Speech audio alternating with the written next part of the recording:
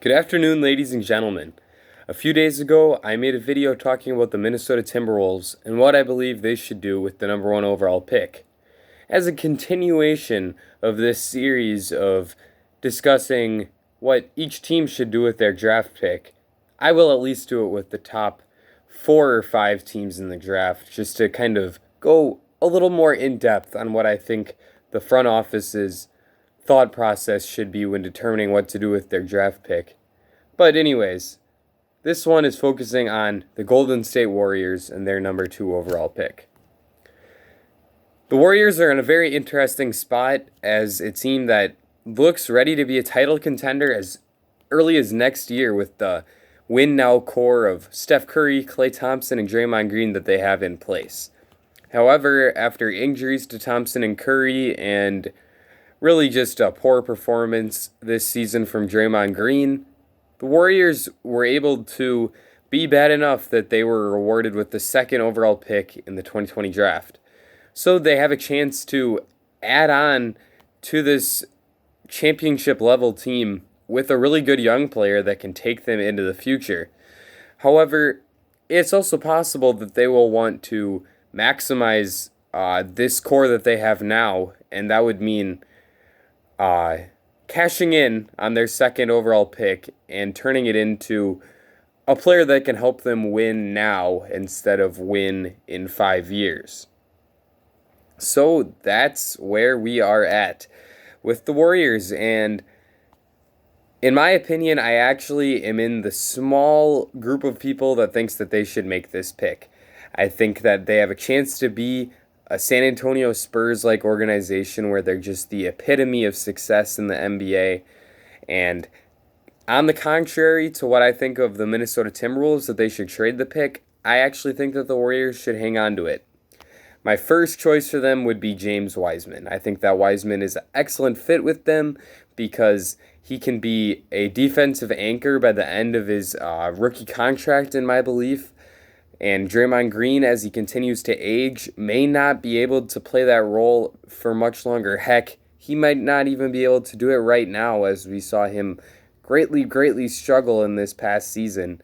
So Wiseman will be a guy that can really take over on the defensive end of the floor for them within a few years. He also is perfect in their offensive scheme as a guy that doesn't really need the ball in his hands at the center position.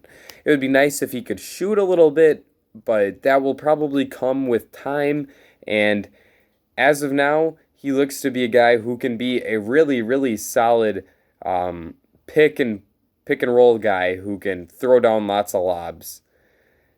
I think that he is the perfect fit with this team, and it would be a great situation for him as well because he's not coming in and having to be the focal point of an offense.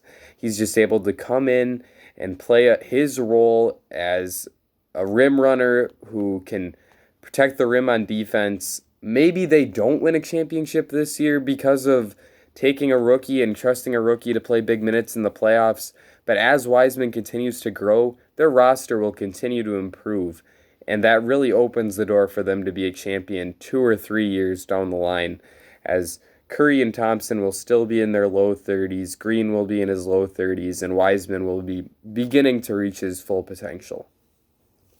My second option for this team would be to draft LaMelo Ball. I do think that LaMelo is a better player than James Wiseman. However, the Warriors are in the interesting spot that I talked about earlier, where if they're going to make this selection, they're probably going to want a player that can actually help them win within the next 2 to 3 seasons. And while Ball might be able to do that, he's not going to be able to do it in the same fashion as Wiseman due to his inability to be a great fit with this roster. I think that if they do end up drafting LaMelo Ball, he's going to come in, be a guy that plays 20 minutes off the bench for them, and hopefully can be groomed by Steph Curry and Klay Thompson to become a very good point guard somewhere down the line. I see it with LaMelo, and I think that he's the best player in this draft. I do think that one day he will be a top 5 point guard in the NBA due to his tremendous playmaking ability, his defensive and shooting potential, as well as an ability to get to the rim at a decent rate. I really see it with LaMelo, and I think he's going to end up being a very good player. However, I would recommend them drafting Wiseman over him just due to the fit and the ability to raise that championship potential within the end of the player's rookie contract. My third option for the Warriors would be to trade the pick. Now, obviously, you're going to be seeing rumors for Warriors trading pick for Giannis, Warriors trading pick for Joel Embiid, Warriors trading pick for Bradley Beal, Warriors trading pick for Rudy Gobert. I don't think that that's going to happen. I don't think that those players are on the trade market. And honestly, even if they were, are we entirely certain that the Andrew Wiggins contract has positive trade value at this point? I really don't think it does due to how atrocious the number that he's getting paid is. So if you're attaching that to the second pick, and even if you add in the Minnesota pick in 2021, it's still not a good enough package to get a player that can be a focal point of your offense, like Giannis Antetokounmpo or Joel Embiid or Bradley Beal. I just don't see that happening, especially because I do think that all three of those teams are really likely to hang on to their players. So I'm not going to be talking about those type of trades as much. Instead, I'm going to be talking about ones that I view as more realistic and players that I think could actually be on the trade market this offseason. And as I said in my Timberwolves video yesterday, the guy that I think is going to be by far the best player to get traded this offseason is Jrue Holiday. Actually, that's not true. Chris Paul is probably going to be the best player to get traded, but the most realistic one that the Warriors would be trading for is Jrue Holiday. I don't think that it's especially likely that this happens, but if the Pelicans would give you Jrue Holiday and JJ Redick for the Andrew Wiggins contract, the second overall pick, and the 2021 Minnesota Timberwolves pick, that would just be outstanding for the Warriors. Obviously, it would be kind of an awkward fit, as they would be playing with three guards for a large portion of the time, with Holiday, Curry, and Thompson out there on the floor together. However, Holiday has shown an ability to guard threes, and Thompson is also a stellar defender. And when you have a guy like Draymond Green on the court alongside those three guards, it's really made up for on the defensive end of the floor, as he has Defensive Player of the Year potential, to say the least, as we've seen him play at that type of level on the defensive end of the floor in the past. So I don't think that that would be a huge problem, and if you can add in JJ Redick, he's immediately your best player off the bench and would be a real candidate for sixth man of the year if he was on this Warriors team. He would just fit in so perfect with their system as one of the best shooters in the NBA. I would love to see this trade happen. I don't know if the Pelicans would do it, however, just due to that Andrew Wiggins contract. Wiggins has a lot of overlap with Brandon Ingram, so it's not even like this is a team that would really, really want to be taking on Andrew Wiggins, because they have a really solid core, and taking on a guy like Wiggins might just screw it all up. And I don't think the Pelicans would want to risk that just for the privilege of drafting Anthony Edwards or LaMelo Ball or James Wiseman. Although I don't think it would be Wiseman if the Pelicans had to pick this early due to his overlap in game with Zion Williamson. So that leads me to my next couple options. I really like if they could flip the pick for Marcus Smart and the 14th pick. Smart could bring an excellent defensive aspect to their team that they're really lacking, especially with Klay Thompson coming off of his torn ACL. They do have Draymond Green, obviously, but he's on the decline. Thompson is coming off an injury, so his defense won't be at the same level. Marcus Smart could come in and take a lot of pressure off of those guys and become a very, very excellent defender for them. And although it is a steep price to trade down from 2 to 14, that is a lot. I do think that Marcus Smart is worth it for the Warriors. With the 14th pick, they could draft someone like Saddiq Bey or Aaron Nesmith to be a good player off of the bench for them. Otherwise, they could go for a guard like Kyra Lewis or RJ Hampton at this point in the draft. Even a big man like Precious Achiuwa or I guess there's really no other big guy in this portion of the draft that I'd be interested in. It's a little early for Isaiah Stewart, and obviously Okongwu's not going to fall to 14, but this is something I would very much be interested in if I was the Warriors. I don't know if the Celtics really want to part with Marcus Smart, but the second overall pick might just be a godfather offer for them. Imagine if moving forward they can have Jason Tatum, Jaylen Brown, and James Wiseman on their team. That sounds like a defensive monster right there, and I think that that team's ceiling would be immensely high. So maybe that's worth giving up Marcus Smart for.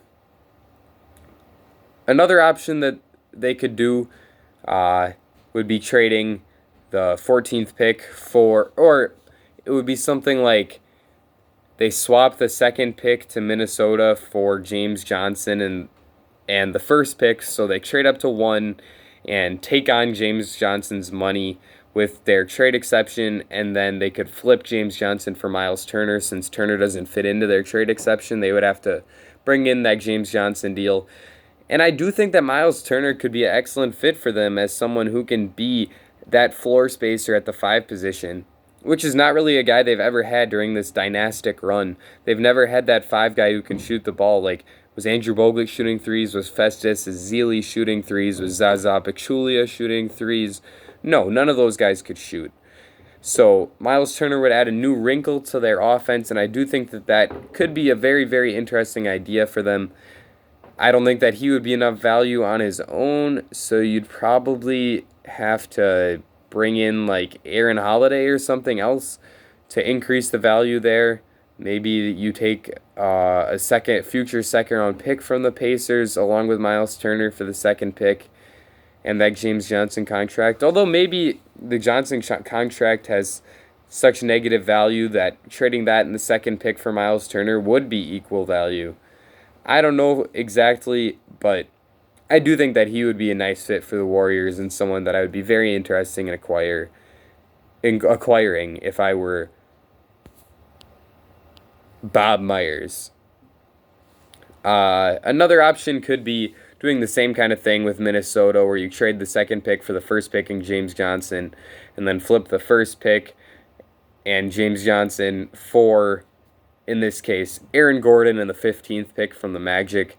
Aaron Gordon could play that Draymond Green role moving forward into the future. They could really buy into small ball and run out a starting lineup of Steph Curry, Klay Thompson, Andrew Wiggins, Aaron Gordon, and Draymond Green.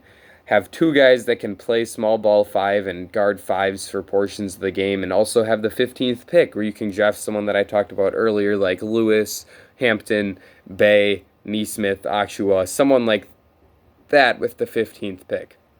I think that the Magic would love to do this because they could have the opportunity to bring in a top-notch playmaker or scorer like LaMelo Ball or Anthony Edwards, which is something that they've been lacking in the past.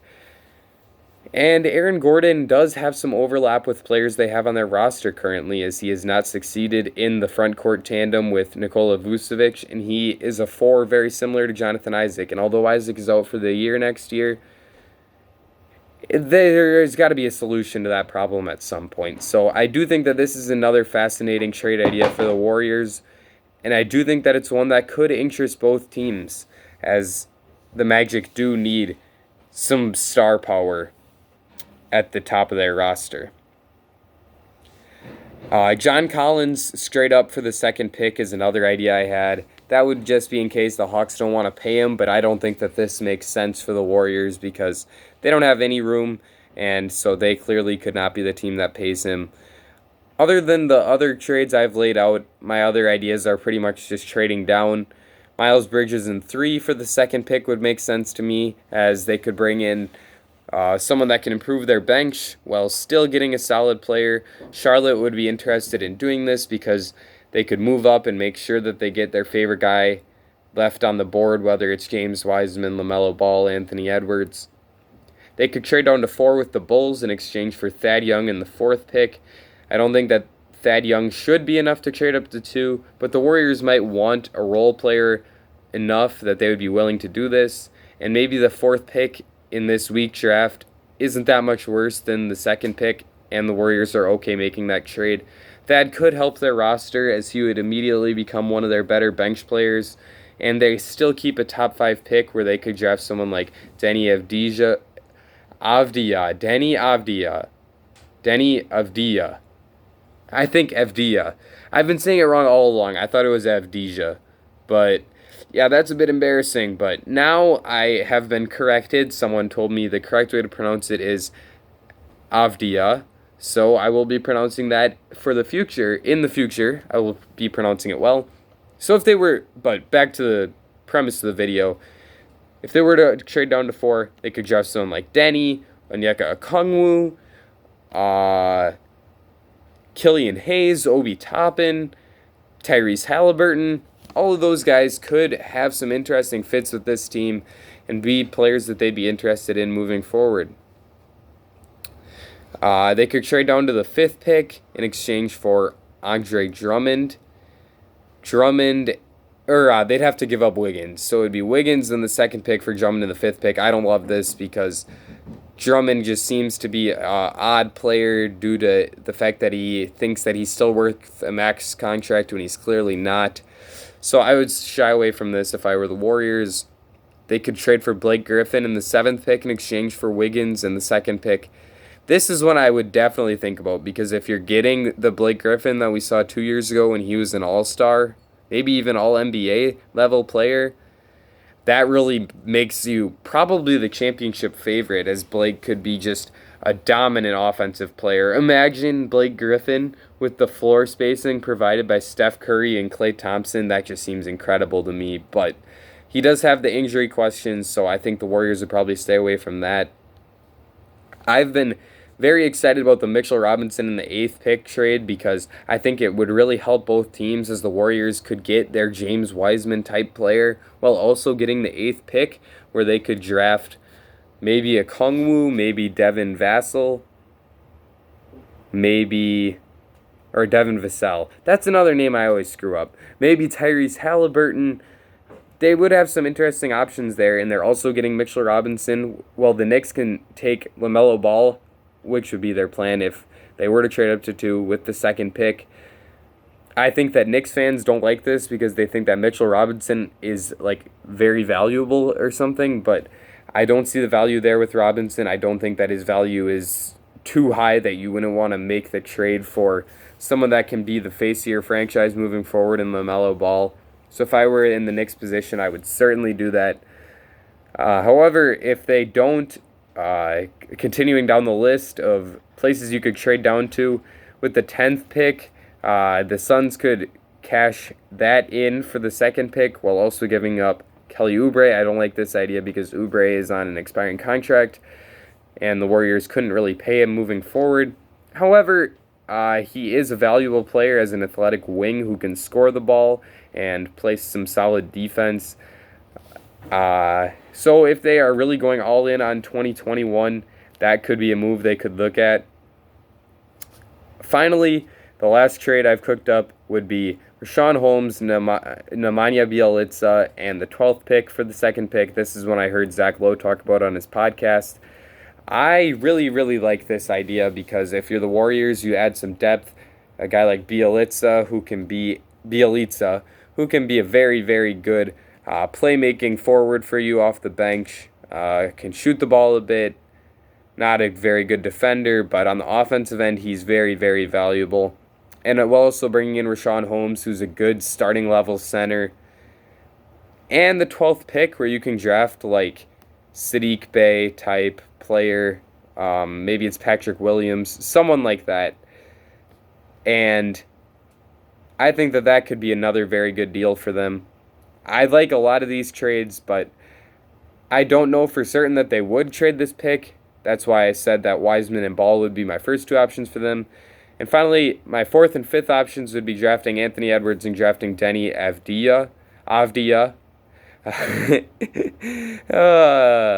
Gotta love the foreign players, right? No. Back to Anthony Edwards, though, is my 4th option for them. I do think that he's the 3rd best player in this draft after Ball and Wiseman. I think that he is going to grow into a guy who can be at least a 4th or 5th best player on a championship team. I know that he has the all-star potential, but I don't necessarily see him reaching it. But I do think he is going to end up being a good NBA player, so I don't think that this would be a bad pick at all for the Warriors. Finally, Deni Avdija could be a perfect fit in their offense as a wing who can really handle the ball, play kind of the Andre Iguodala role minus the defense as a guy who can play make and handle the ball at the forward position and allow Steph Curry and Klay Thompson to just do that rapid off-ball movement that they have always specialized in. So I do think that he could be the last guy I would really consider drafting with this pick. I don't think that I would want to draft Killian Hayes or Onyeka Okongwu or some Tyrese Halliburton, someone like that with the second pick. If you want one of those guys, you can trade down. Although I like Okongwu a lot, and I think that it would be okay to take him with the second pick if Wiseman was already off the board, so I will add that. So that is my options for the Warriors and what I think they should do with the second pick. To go back over it, first choice, draft James Wiseman. Second choice, draft LaMelo Ball. Third choice, trade the pick. Fourth choice, draft Anthony Edwards. And fifth choice, draft Deni Avdija. I hope that you have all enjoyed this video. I will be cranking out some more of these, talking about the Hornets, the Bulls, the Cavaliers, the Hawks, the Pistons, the Knicks, the Wizards, the Suns, the Spurs, the Kings, the Pelicans. Nah, I'm not guaranteeing I go that far in the draft. The draft isn't that far away, actually. It's October 24th, and the draft is November 18th, so who knows if I would even have time to crank out all those videos. But I will at least go through the top 5 or 6, maybe 7 or 8 picks in the draft and talk about what I think those teams should do. But, like I said, hope you enjoyed this video. Leave a like and subscribe. Let me know what you think the Warriors should do with the second overall pick. That's it for me. Ladies and gentlemen, I will see you all again very soon.